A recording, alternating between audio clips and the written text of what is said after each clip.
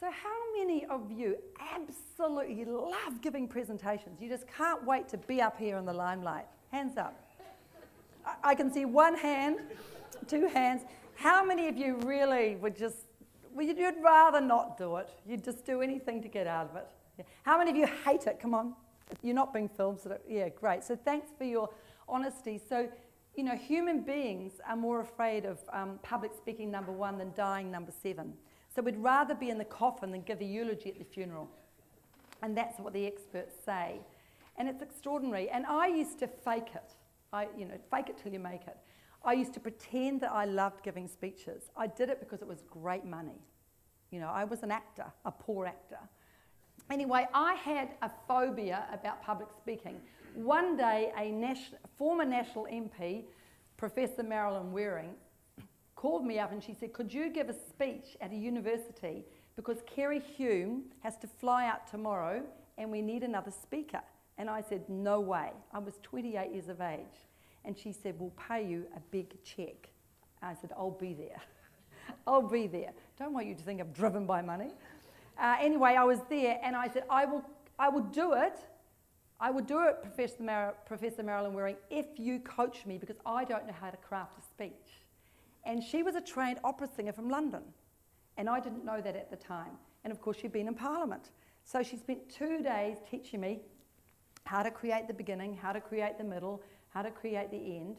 And I was talking to scientists, and it was education in the 21st century. And I thought, how am I going to talk about this?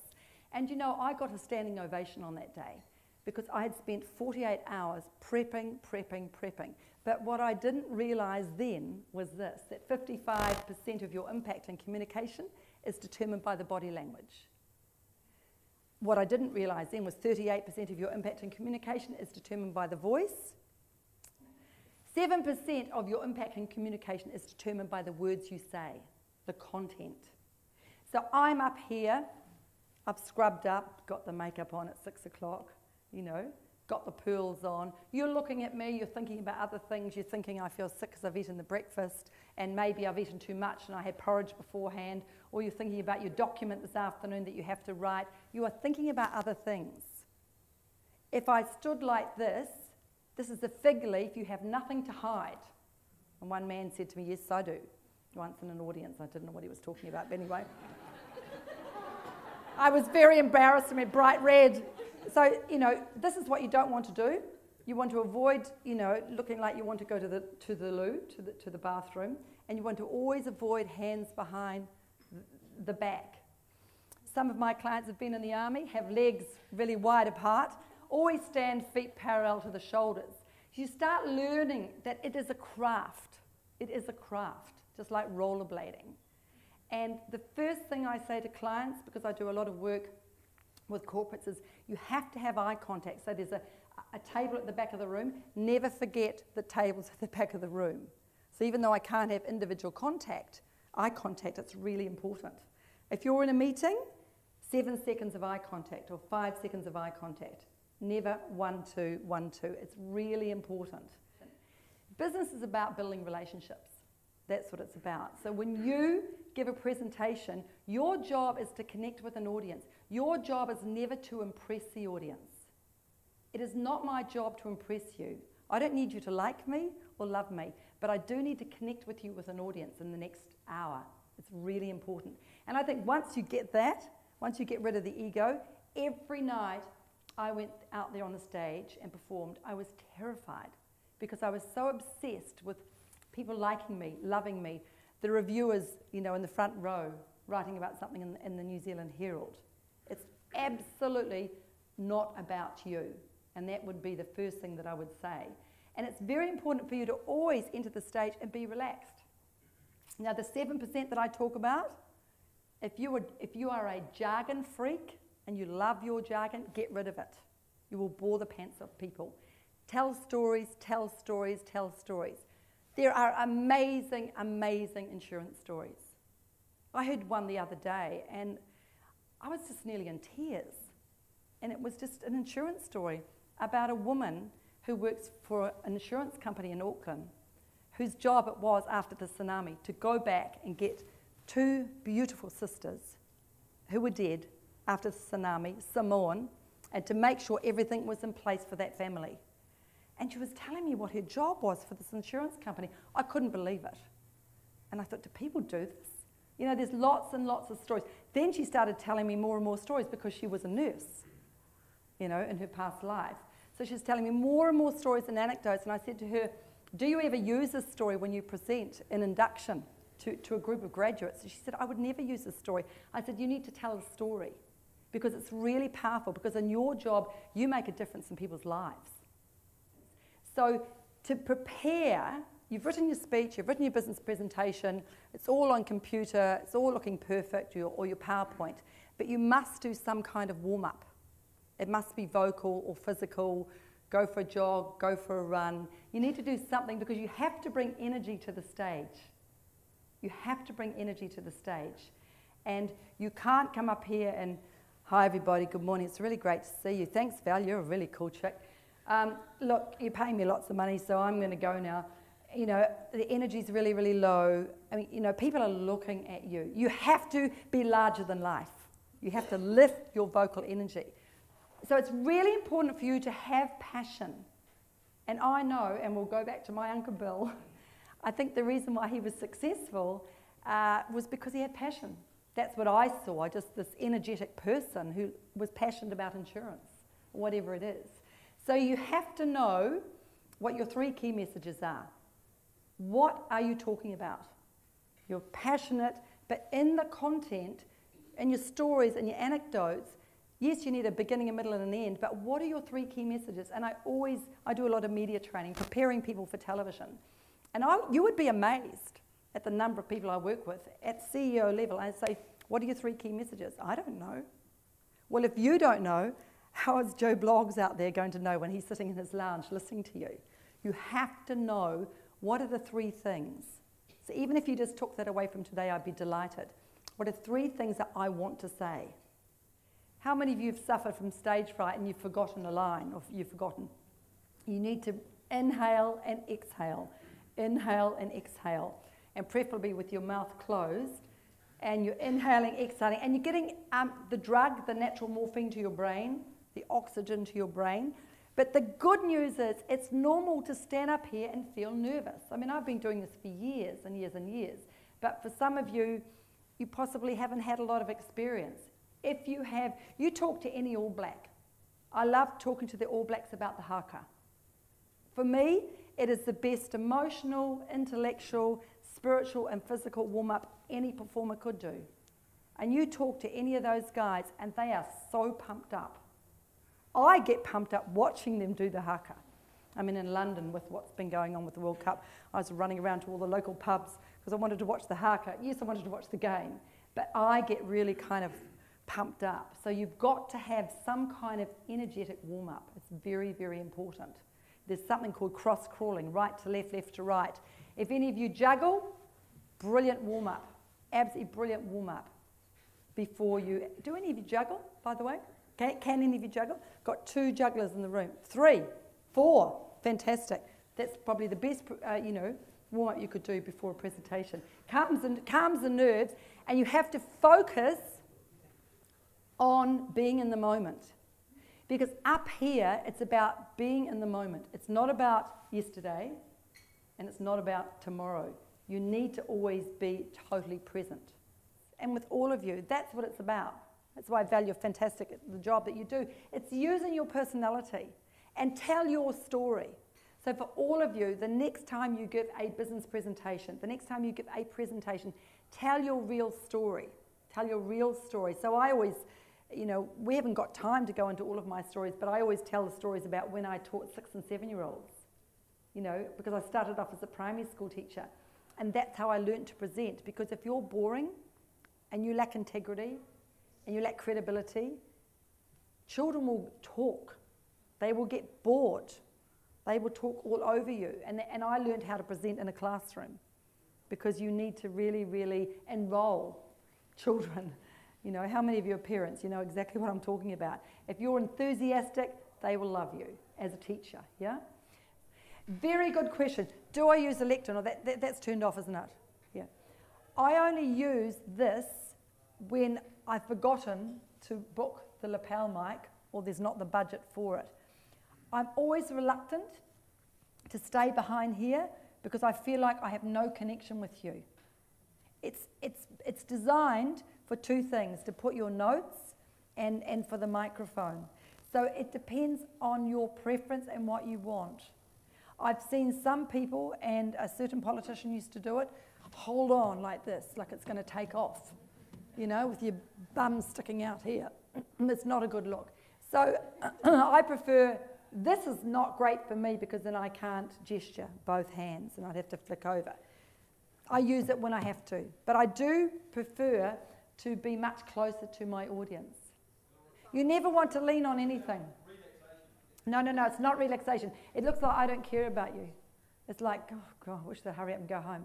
And you're not breathing correctly. If I'm like this, I'm not breathing correctly. You need to breathe from here. This is the diaphragm. When we're nervous, we're shallow breathers and we breathe from up here, and we can often hyperventilate. If your posture is poor and you're leaning, you're not breathing correctly. You need to have enough air to sustain a sentence. It becomes quite technical. It's important to always have a technical rehearsal. You know, sort it out. A lot of speakers forget to ask for a lapel mic, or they forget to check what is in place. But it's like PowerPoint, you know. You need to rehearse. It's a great question. As a child, I used to watch this polar bear at the zoo, in the Auckland Zoo, go back and forth, and I used to get really upset, and it would go back and forth in this little cage. Always think of that polar bear. If I'm doing this, I'm going to look nervous, and I'm not breathing correctly. It's taking up so much air. If you're going to move on a big stage, it's got to have a purpose. Movement must have a purpose. I'm going to go right now over there because I want the people over there to feel like I'm talking to them. So if there was a big stage, I would have walked over there. All right, this is just quite a small stage, this area here. So movement must serve the audience. It must serve the audience. And say to yourself, am I moving because I'm nervous, or am I moving because it has a purpose? You know, when you're training, you go to a whiteboard. You go to the flip chart paper. If you've got feet parallel with your shoulders, you can have all the movement in the world. You can swing around. So movement can be very distracting. Know what your first line is. Know what you're going to say. So Val would have known what she was going to say when she got up there with her first line. She's got a few notes. Are you welcoming people? Welcome, my name is. I'm going to introduce Maggie Eyre. You know, you must know what it is you're going to say. A lot of people, if they're nervous, start with a question. Wonderful thing to do. I mean, I like interactive learning, experiential learning, because I think people take away the key messages. So, you know, a great question is, right, how many of you have had a house that's burnt down? How many of you weren't insured when something happened? I don't know, whatever. You know, just ask a question. But at the beginning, you need to know that the mobile switched off, you've had some breakfast early in the morning, so you've got some energy. Don't drink too much coffee. You'll be very... One I had this morning, that's enough. Yeah? Go and check the clothing. Check it. Is there mascara here? You know, is there sushi in the teeth? A lot of, you know, is the tie straight? Just making sure everything's in place. So it's preparation. The preparation takes away 75% of your stress and nerves. That's according to stats. All right? The preparation is really important. Don't wing it. So if you're given a presentation, you've got to take it, dissect it, analyze it, and make it, put your brand on it. How do you do that? Tell a story, your story at the start. Finish with a story. Use a great quote that's relevant to the topic. But it's really tough giving a presentation that somebody else has written. Different with actors. They've been given the lines. They rehearse for 7 weeks. They learn the lines. If you want to bore an audience, read. Have your eyes down. Don't take your notes up there. You know your story. You know the ideas. Keep it really, really simple. So you've got to humanize your material, and people have to relate to it, identify with it. Your job up here is to move and inspire people. That's what your job is, and to connect. PowerPoint is sensational when it works. And I've just seen one really excellent PowerPoint presentation. Again, it was an insurance company, and one really bad one in one day. And the one that I loved had 2 slides and 2 pictures. And the key message was, insurance is about helping people. The other slide must have had probably about 1,000 words on it. And I never listened to the speaker. And I was like, and I could hardly see the font, it was so small. I was so grateful that she did this in a workshop, because I just said, never ever do this again. Poor woman, so terrified to ever use PowerPoint again, because the audience nearly went to sleep. If you want to send an audience to sleep and offend them, use lots of words. And I said to her, why have you got that? She said, because I don't know my lines and I don't know what I'm saying. And she's got her back and she's looking, and we're all writing and bored and we're not engaged. Technology breaks down, you know. So the PowerPoint must be there for the audience. So ask yourself one question, is that there for them? I love working with engineers, and engineering companies often use fantastic PowerPoint. We've got a bridge there. I mean, I worked in Dubai, so we've got Palm Island and great structures, and they're lucky when they give presentations because we've got fantastic visuals, you know. I worked a lot for non-for-profits, charity. You've got great visuals up there, a group of children who are now in a raincoat and shoes, but you know, the week before they were so poor they couldn't afford to even, their parents couldn't afford to buy the shoes or feed them or buy a raincoat, whatever. There's a story. So your PowerPoint, and you have to rehearse, stage manage the whole thing. Your audience, you don't want to see me fail up here. Your audience never wants to see you fail. I always say, I'm having a senior moment, another one. I've lost my way, whatever. Or don't say anything. I only say that if I'm in a workshop situation and I'm training. But just pause. It will come to you. Trust that it will come to you. But you know what? If you've practiced and you've rehearsed, you won't lose your way. Because you know your speech has a beginning, a middle and an end. One message, example. Next message, story. Third message, anecdote. So if every 3 messages has a story or an anecdote, you will remember. A lot of people just have, 3 bullet points on a card. Message, story, message, story, message, story. Or message, example, message, example, message, example. How long do you need to rehearse for? Different, but if you've got a 20-minute presentation and you're somebody who is not particularly confident, I would spend 2 months leading up to it. Now, I don't mean every single day, but at least every week rehearse it, every week rehearse it, every week rehearse it. And again, I can't emphasize, video it, play it back, film it, play it back. Even if it's a 2-minute speech and you're acknowledging somebody at work, or it's a farewell speech, practice it. It's the rehearsal that helps you feel grounded. Just believe in who you are, because you can have all the great body language in the world, you can have the great suit or the great clothing, wonderful vocal range, you can have all the gestures, but if you do not believe in your work, if you do not believe in yourself, and if you don't believe in your key messages, that somehow is going to come across. So believe that you are worthy of standing up here. Believe that you have value to add. Believe that your stories are enough.